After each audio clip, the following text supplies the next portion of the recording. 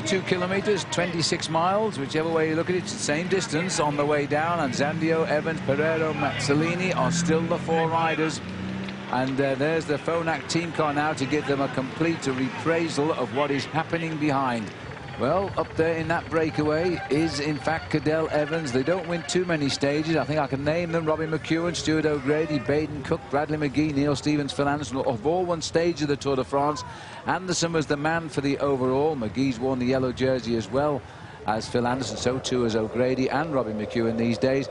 But this man could be pushing himself up into the top 5 overall if this race can stay just like it is. And in fact here, it would seem to me that Marcos Serrano has realized they're not going to get across the gap, and he doesn't want to waste any energy. They'd been hovering for a long time at around about 1.5 minutes, and he's decided the better part of valor was to sit up and wait for the main field. And I have to say, having been in a similar situation on a number of occasions, this is definitely the best thing to do, the best tactical thing to do, rather than bang your head against a brick wall for the next 40 kilometers. Yeah, well, this is only that chase group, don't forget, and then you can go forward again. These are the remnants of the early morning break. There were 10. They've stayed at it, and they're still confident they can do something about it. That's Cedric Vasseur, who's leading them through. They have a bit of work to do, though, to close up with the 4 leaders. Well, everybody coming forward here to set up the pace because of the fact Cadel Evans is threatening a podium position here, because at the end of the day, if Cadel Evans can actually reduce his time gap to Michael Rasmussen, I think Cadel has got a very good chance of moving a little bit closer even in the final time trial. It could all happen. 25 to go for the chase. Cadel Evans has been probably one of the unluckiest professional bike riders in the world. In my counting, I think he's broken his collarbone on 7 separate occasions. Last time, I think, was back in 2003. So Pereiro getting maximum points. Cadel Evans going over the top of that climb in 2nd place. And 3rd place was the Spanish rider in the group, Xavier Zandier. This is the next group. This is Cedric Vasseur. He made a good move getting into the early breakaway of the day, and he will be thinking about whether or not this is going to all come back together. It is starting to come back, but only very slowly.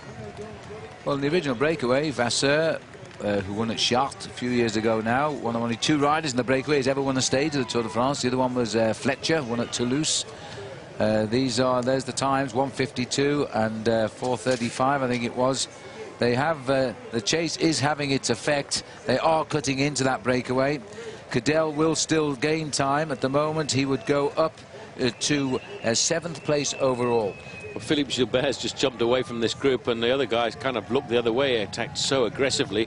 I'm not sure that's the most sensible thing to do, because he's not going to ride across a 2-minute gap on his own, and he needs a little bit of assistance probably from the other riders in the group with him. Actually, this group is actually cracking up under the pressure here. This is Ludwig now digging away too, which is a bit of a surprise, but I suppose this is the last chance to organise a chase from the chase, if you like. There's Fletcher, joined by Ludwig. And Fletcher was a candidate, I think, once we saw him in the break. We thought he might be the winner today. This is a very typical move by him, but he didn't get into the group that went clear on the Col de Bisque. As we look down to the road, twisting and turning, as we leave the beauty of the hills and head for the metropolis of Pau. Paul, the chase is working. The gap is now down to 4:28. Yeah, I don't think it's going to come down before the finish, though, because those 4 leaders really are doing an excellent job. They've got around about 1:42 over Philippe Gilbert, and Philippe Gilbert is not that far off the front of the rest of the group. These, though, final 20 kilometers are very difficult roads. They're undulating. There's hardly an ounce of flat until they actually get into the outskirts of Pau for the last 6.5 kilometers. So there's a lot of pain still to be had on the roads of the Tour this afternoon. Cadel Evans still sits in 7th place in the Tour de France at the moment as he continues to race towards the line. He cannot start thinking about winning the stage. He wants time for a top 10 position in the Tour. He has got to continue to drive, and that may damage the chances of a stage win. Pereiro, and look at the pressure they put on here. Cadel Evans is so full of fight today as he goes under the 15 to go. And Mazzolini recognised it quickly enough. They can't allow Cadel an inch now. This man is on fire. He is on fire. He was the man who attacked on the slopes of the Col de l'Aubis to go into the lone lead initially. Then he was joined on the descent by the man in third place there, Oscar Pereiro. Then all of a sudden the man in the dark blue jersey of Lampre, Eddie Mazzolini, came back. And we had never even thought about Zandier of Il Baleares coming back, but I think that was actually an advantage. This four-man leading group has certainly worked very well together. Now this is Philippe Gilbert, and he's being caught now, and coming up behind him there is Jörg Ludwig, and the other rider, I can't remember who it was who went away at the moment. It's the Boygue Telecom. It could be Geslin. He's looking at 8th or 9th place overall this evening as he goes inside the banner, indicating 1 kilometre to go. And I would have to say, Cadel, you need to swing off the front here right now if you want to try and win the stage. But I think he's thrown everything away. He's thrown complete and utter caution to the wind.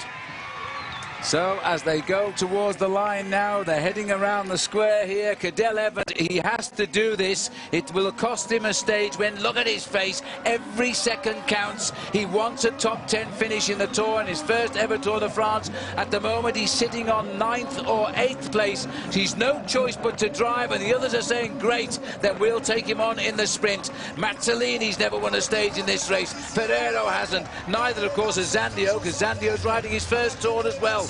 This is going to be open for grabs now, and Cadel Evans is giving some tremendous effort to the line. This is the biggest leader I've ever seen. He's led these riders out for about 3 kilometres. Pereiro's going, and now Eddie Mazzolini's kicking too. Well, Mazzolini's taken on Pereiro. I think we all want Pereiro to win. He's been a great rider. When you get beaten by Hincapie 48 hours ago, this time you get the win. Oscar Pereiro really stuck to his guns and finally gets first place. The breakaway going at 19 kilometres. It's not over yet, Philippe, because here comes Jörg Ludwig and Vasseur.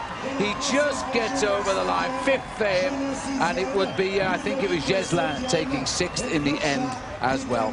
What's important now, though, is to look at the clock for Cadel Evans to see just exactly what the time gap is going to be back to that group containing the majority of the favourites. And here they are heading up towards the line. The clock is 2 minutes and 40 seconds. Well, if it comes in at around about the 3-minute mark, then Cadel Evans is going to find himself in 9th place tonight. But if it gets any better, he'll go that little bit higher. Cadel Evans sitting off the race lead by 12:57, less what we're seeing on the screen at the moment. And it's desperate finishing now by the peloton as they head up to the line.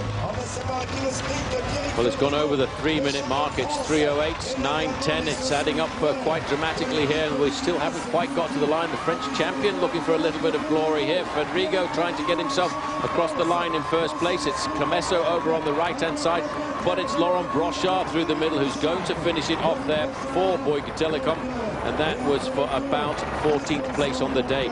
That clock, by the way, looked very close to 3.5 minutes to me, so I would have to say that Cadel Evans could be looking very, very closely at around about 8th place overall tonight. But if he is not in 8th, it will only be by a matter of seconds.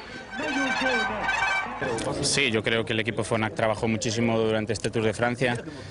La primera semana pues con Grabs, con Jalabert, con Moss, con Guti, todo el equipo trabajó, y en la montaña pues bueno, tanto Botero como Landis y yo pues estamos dando la cara, y yo creo que el mínimo premio que nos podíamos llegar a casa es una victoria.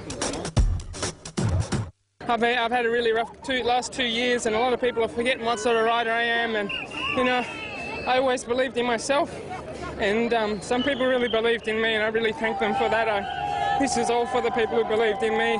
Marc Sargent, the Davide Monlotto team, my girlfriend, my family, my really good friends who believed in me and stuck by me all for the last 2 years, because it hasn't been a very good 2 years for me, and now you're seeing they'll come back.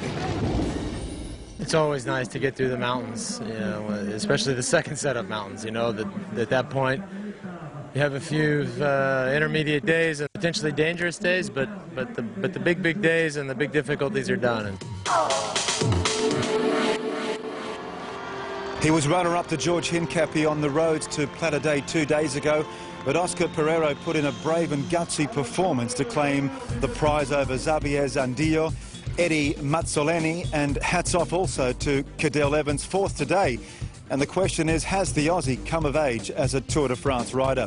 Evans is the big mover on the overall standings, up 4 places into 7th position, and now has every chance of improving that before this tour is out. Of course, there's a time trial on Saturday, the penultimate stage in the Tour de France.